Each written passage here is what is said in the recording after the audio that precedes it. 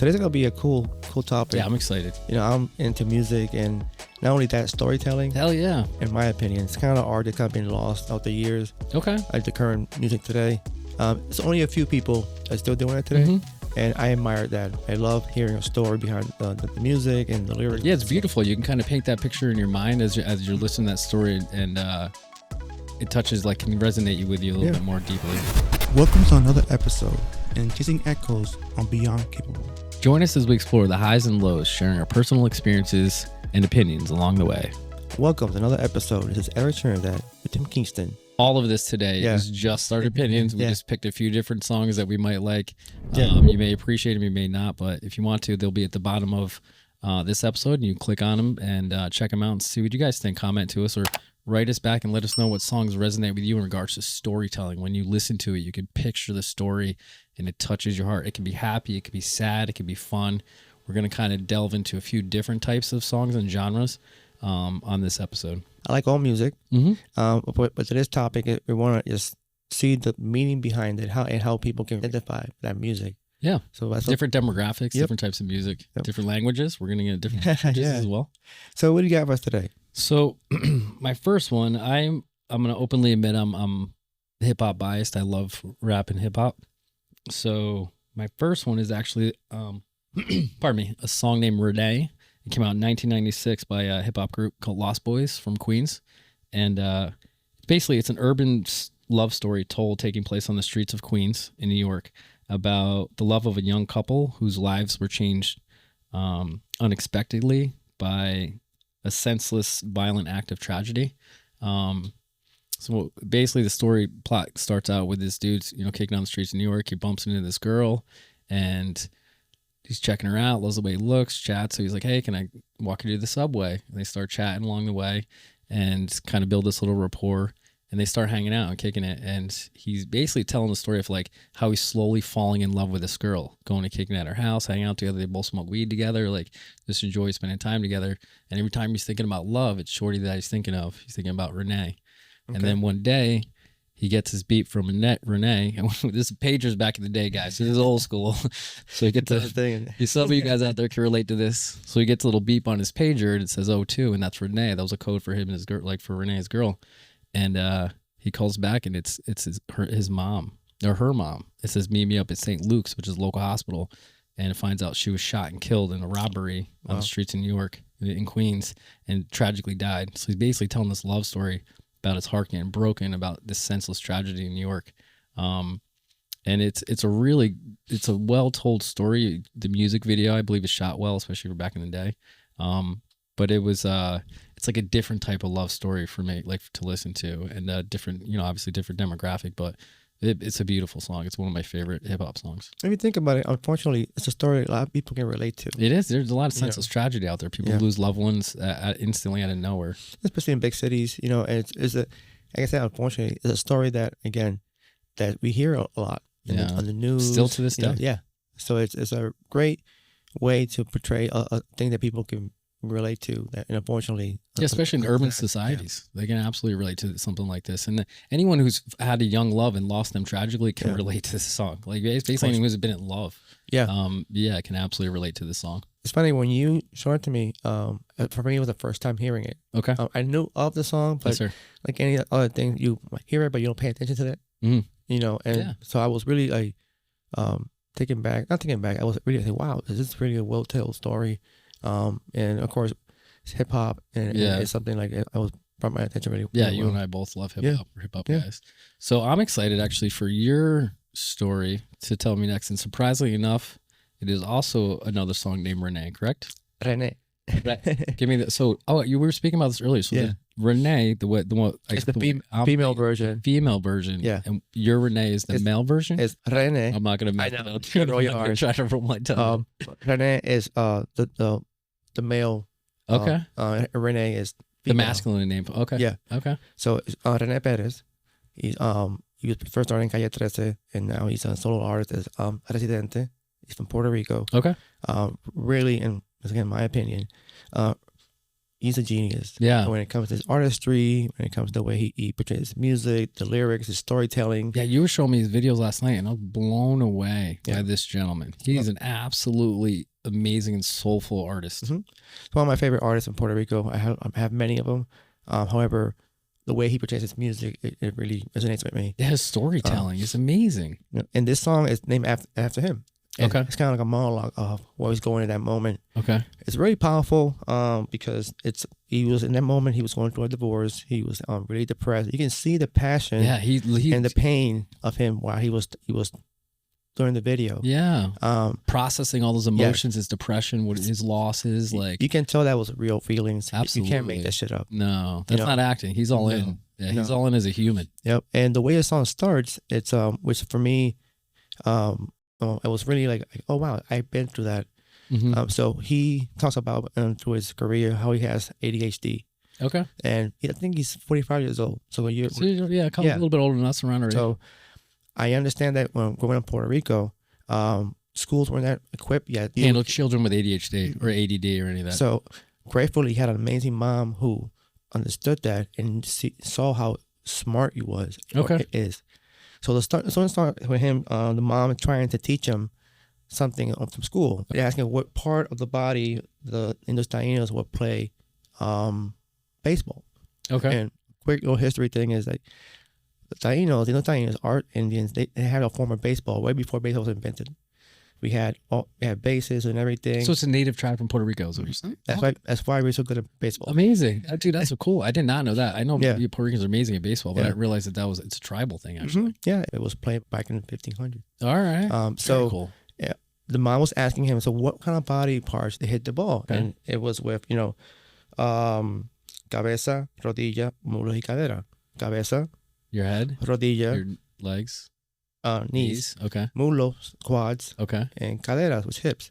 Okay. That's what they hit the ball with. They threw it at the other person. Okay. So the mom was trying to teach him that, but because he's all over the place, he just focus issues. So his mom made a song out of that. Okay. Like cabeza, rodillas, just to keep that cadence kind of a focus. All right. Which is a really emotional and powerful way to start it. And you hear his mom's voice speaking over the voiceover is beautiful. You actually hear her voice in the story that she sang to him. And he talks about, how he wanted to be a baseball player as a kid and how for me, one thing I identified myself with was when he talks about caigo en depresión y mis problemas solo cuento en la ventana del avión. Which I fall in depression, but I tell my story to the window on the plane. And I like windows on the plane. Well, it's a reflection. Like you're also you're telling it to yourself, but you're also looking out into the world, the vastness of the sky and the universe, and just sharing your emotions and getting it out there without judgment. Yeah, that's one thing I said I identify myself because when I travel, I like being on the window because it's my time I meditate. Nice, and it's going on. It's a great place to meditate. Seeing, even when I went to Spain, I was so impressed how the fauna and then so it's my time also to meditate too. So I can relate to that part of the thing. Okay. The song.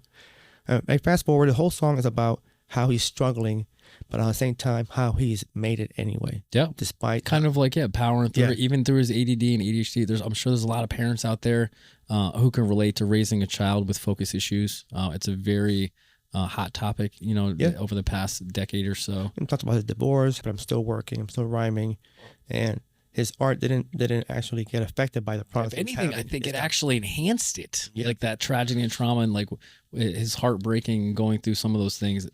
Personally, after you showed me that video, I was like, wow. And to our non-Spanish speaking audience, please watch the video anyway, because even if you're just artistic human, the subtitles are at the bottom to read through it and kind of go back and forth. Yes, sir, they're in English. But the artistic way he portrays this it's epically beautiful, and it's shot so well. Yeah. I love the fact that even he was telling a story, at the end he was with his son. Okay. How the generations passed. Yeah, and it was powerful. He kind of wraps it with his son, correct? Like he kneels down, kisses him, is like, this is my story, son. My mom started me with this as a child. Let me pass my story along to you. And then share it with again. You're a dad, and so I'm assuming that you always want your kids to go through things that you didn't go through, so you try whatever you can to protect them from that. As much as you can. So but also teach them at the same time. Yeah, it's a powerful song. I respect it a lot because the fact it takes a lot of courage to say those things. Get that out there. As an artist, this guy has almost 31 or more Grammys. Wow. So he's not like he's well accomplished as an artist. Well accomplished. So for him to take that platform and expose himself that way, it's a perfect. He's a perfect artist for this list because storytelling through music is basically what we're talking about today on this episode, and he's one of those humans that just gets his art out there beautifully through his music and tells his personal story. I saw you other songs that we won't discuss today, but I saw you a few other songs that he had. It's the same kind of pattern. How he portrays. It's all the songs he describes. So Renee for me was a really powerful song because, and it also was kind of funny the fact you had also Renee, not Renee. And my Renee, don't get mad at me, please. But Renee for me was like, oh cool, you had a Renee song, even though that. Yeah, the synchronicities was crazy because we both picked up one song and we're like, I have a song named Renee, and you're like, I have a song named Renee, and we're like, no way, in completely different languages, different cultures, but both spoken beautifully. Like the storytelling was beautiful. And everything, but the way the story was portrayed was a powerful way. Yeah. All right, so let's move on. I got another song here. We're gonna change genres a little bit here. This one is actually by a gentleman named Hardy. Okay. He's a country singer, and this song is called "Wait in the Truck," and it's a country song released in 2022 about domestic violence and a selfless act of love. Oh, wow. So I showed you this video for the first time yesterday. Pardon me. And the premise and concept of this video is this gentleman's driving down the road on a stormy, rainy night, and he sees this woman off on the side of the road who's beaten and battered, bleeding, and he stops and pulls over, and he's like, get in the truck. And then without like bashing her, but like hardcore questioning, like, hey, what happened? What's wrong? And he's basically she like, tell me who did this to you. And she was a victim of domestic violence, domestic dispute. And he was like, all right, tell me where he lives. And drives to this guy's trailer, knocks on the door. He doesn't answer, kicks the door open, and basically ends this woman's trauma and tragedy through murdering this guy, through shooting this gentleman. Yeah. And he basically says that he is willing to give up his life so her pain could end. Does that make sense? Like, oh, yeah. Yeah. When I saw the video, it was powerful because it was almost like a real thing. Yeah, it was. Yeah. It was so detailed. Yep. It was a powerful It's video. a very powerful storytelling video, and I love the fact that we are not justifying murder or domestic violence or abuse or any of those things at all. It's more of like it for us, or personally resonated me about like a selfless act of love about ending this woman's trauma, because she had no way out of that darkness, like no way. And all of a sudden, kind of quote unquote, this angel comes along and is like, let me end this for you, and takes matters into his own hands. And then she actually testifies in the video in the courtroom about how this guy ended this horrible trauma that she was living through. And then she goes to visit him in jail, and he's like, I don't care that I'm stuck in jail the rest of my life as long as she's safe and happy. And he knew her. He didn't know her. Like, this was not a woman he was in love with or anything like that. It was a random stranger. So it was like an act of love of a random human that he saw was hurting. Something that we've seen through our history. I mean, like I said, I don't condemn the fact that he's going to hurt somebody that way, kill somebody. But when I saw the video, I was like, I can see why you want to defend this woman that you don't know, because it's not right. Nobody should be abused that way. Yep. Some people pay the ultimate sacrifice for people that they never met. Perfect strangers. Yep. Yeah. So in my case, what year that song was? Hardy, that Wait in the Truck came out in 2022. Yeah, not long ago, just a couple years ago. So it's a fairly, like you said, the art of storytelling is still out there. You just gotta kind of seek it. But there's absolutely beautiful story songs out there. In my case, mine was in '89. Okay, all right. I was like, 8 years old? Yeah, back to our childhood. Yeah. But the reason why I mentioned the year is because the topic was controversial back then. Okay, during what was happening in the political climate of the world. Actually, where the location, the world, I can say, because it's called Willie Colon, the artist, in Gran Barón. Okay. It talks about a father who discovers that his son is he's gay, and if you think about it, what's going on back in the day, in that period of time, it was very relevant in the 80s. Absolutely. And people, they thought it was only for gay guys who got it, and they didn't have a better understanding how disease worked. So the song is a really powerful song for the time frame that they came out, because it was so controversial, because the machismo in the Hispanic community. Okay. The fact that, you're a man, you have to be a man, not accepting of the homosexual culture. And the song is a sad song because the dad was so stubborn, not accepting his son the way he was, that he walked by him in the street and didn't recognize who he was because he was dressed like a woman. Okay. And he was embarrassed of that. So the father or the son? Yeah, the father was embarrassed, because you're my son. Of course, yeah. Fast forward on the song, unfortunately, he gets a call from his This is the father gets a call? Yeah, gets a call from the hospital over his son that his son is dying from a rare disease. Okay. Which is, HIV. You think it was HIV? That's what they don't really say it. No, they don't say, but they're trying to portray it. Copy. Because the fact that it was something that was new. So back then, AIDS was so new. You don't understand. There wasn't a lot of medical evidence of causes and how to avoid it and all those things. It's something that in the chorus says, "Palo que nace doblado, jamás nunca interesa." The stick is born bent; it will never go straight. The way that it was born, it just is what it is. Yeah. Kind of the acceptance of the stick. Mm-hmm. Is that kind of like what the view of the father should have accepted his son for who he was and love him for who he was? Yeah. Okay. All right. At the end of the day, he's still his son. Yes, of course. Absolutely. It's still his DNA. Unconditional love for your children. It's a product of your love from there. Yeah. So, but it's a powerful song because, especially in the Hispanic community, it's a big, even today. It's a super relevant topic for nowadays as well. Although he was smart because it was something that started coming out. So it was really relevant at the time period. Was this something he created in his mind? Like a story or is this something that personally that he had known or not familiar? Not personally, but however. More of like relevant in what was happening in our society at the time, kind of? And I'm assuming here, the story that he told is a really common story in any Hispanic community. Okay. And not only Hispanic, but any environment that they don't want to accept the fact that the son... That masculine energy where they couldn't accept the fact that their son might be gay and it didn't really matter. Mm-hmm. It goes by how love should be, but the fact unconditional. But because the fact that society defines certain things, you get dragged by it.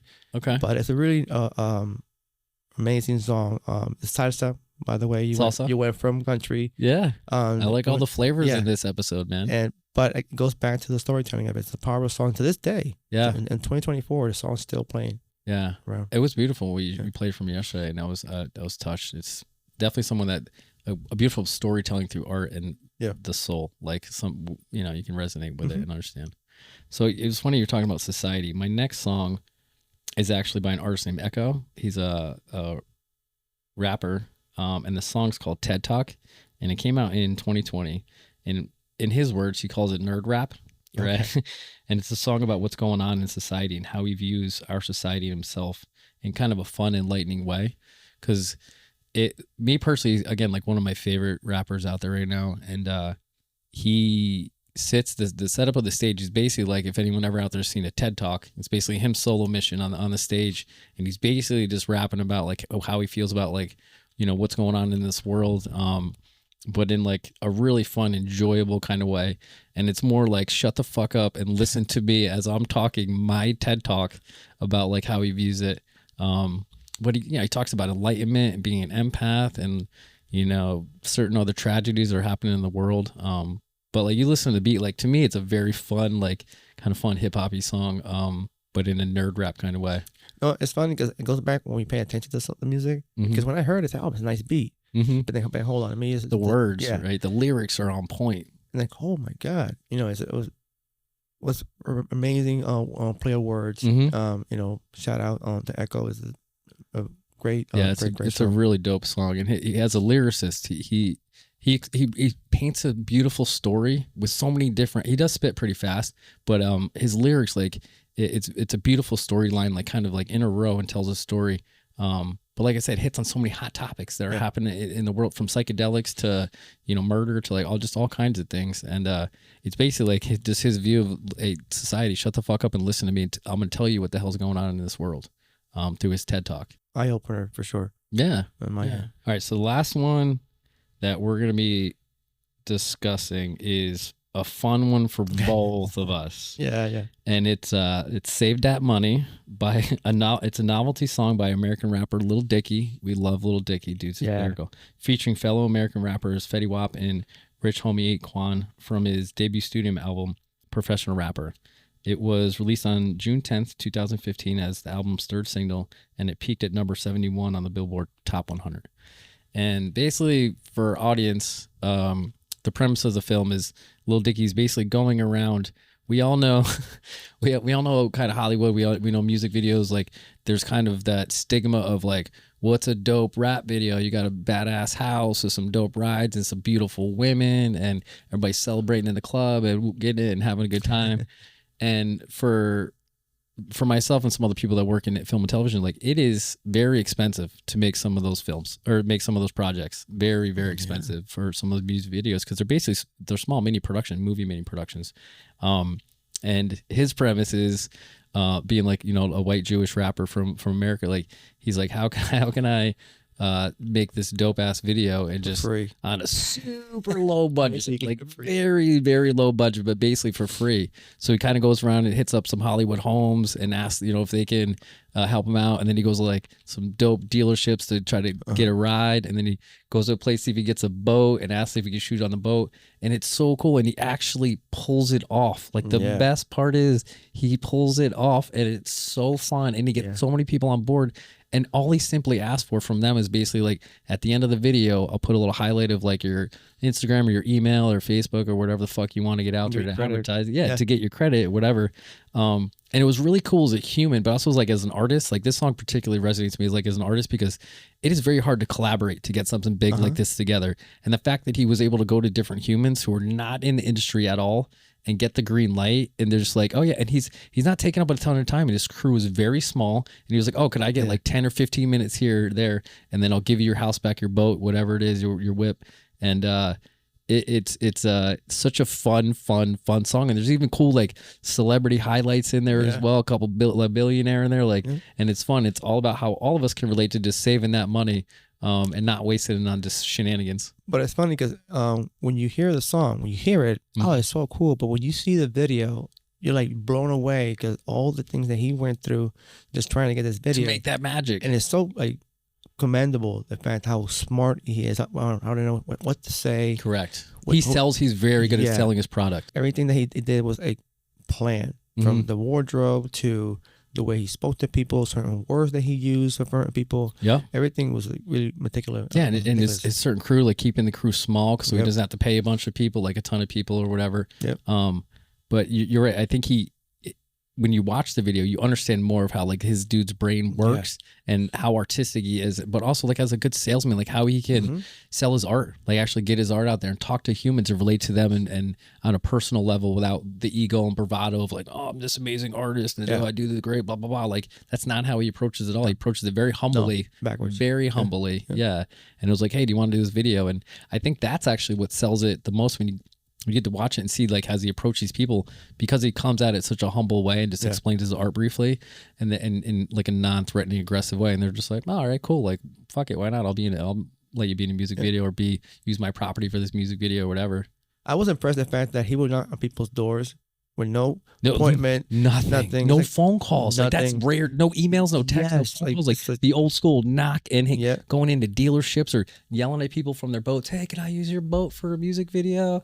You know, and like that's a different level of nowadays, like promoting your art and getting your stuff out there, because that's not how it works. No, and the fact that you approach somebody that's out of the blue, like, maybe you're in your house, somebody knocks on your door, hey, can I do a video in your house? Like, the fuck? No, you're like, get the fuck out of here. What are you doing? Absolutely not. Yeah. And he definitely gets rejected along the way. Oh, of course. But it is cool to come across some of those humans that are just like, oh shit, fuck it, let's make some art here. For me, it was an impressive task. The way he pulled it off. Yeah. The quality of the video afterwards and how well edited it was. If you hear the song just without the video, it's like, oh, it's cool. It's a dope song. Yeah. It is dope. But the video changes I agree. The video changes your perspective on the whole thing and how he got this song to get made and then share that message. Because it's so dope, because it's almost like a mini documentary. He shoots along with it while he's making his video. So for like, I don't know,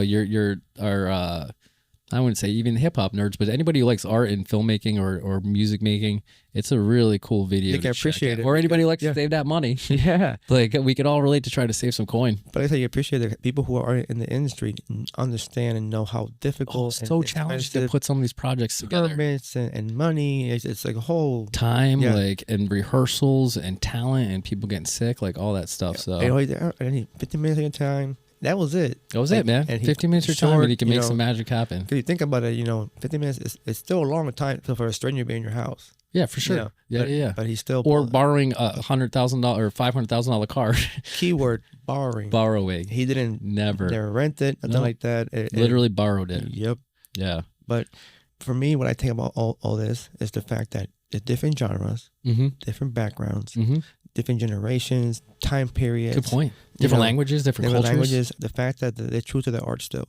I agree. You know, and for me, that's amazing, commendable. The artists can do that in a way that it will stop me for 8 minutes or whatever time is the song for me to pay attention. Just to listen to it and take it in and get it to resonate with you. But it goes back to storytelling. You know, if I know the story's going on, I want to know what's next. An amazing artist can tell that story and keep you on that roller coaster and want you to ride it out all the way to the end. Because even if there's highs and lows or passion or love or sadness or anger, like there's some really kick-ass songs out there. Like so many different types of music and storytelling. Johnny Cash is one of my favorite storytellers. Amazing artist and musician. But this has been probably one of my favorite topics that we've discussed so far to like look up and research and discuss, because we got to get into a lot of different videos, and you know we know that there's a ton more beautiful storytelling songs out there. So if you want to write to us and let us know or comment what your favorite storytelling songs, I would absolutely love to listen to them and check them out.